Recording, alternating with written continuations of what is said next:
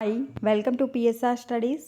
ఈరోజు ఆంధ్రప్రదేశ్లో పాఠశాల విద్యార్థులకు సంక్రాంతి హాలిడేస్ ఎప్పటి నుండి ఎప్పటి వరకు ఇస్తారో పూర్తి వివరాలు తెలుసుకుందాం.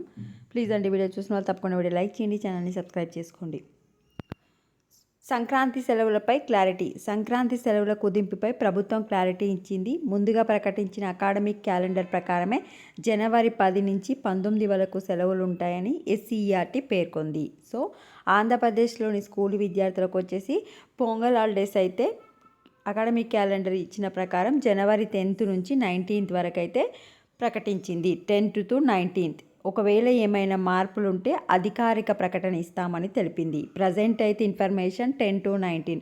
ఏమైనా చేంజెస్ ఉంటే సంక్రాంతి ముందు 2-3 days ముందే మనకు ఒక అఫీషియల్ నోట్ అయితే వస్తుంది. ఎందుకంటే ఈ ఏడాది భారీ వర్షాల కారణంగా హాలిడేస్ ఇచ్చారు కదా, సంక్రాంతి సెలవులను కొంచెం తగ్గిస్తారు. 11 to 15 or 12 to 16 ఇస్తారని ప్రచారం అయితే జరుగుతుంది.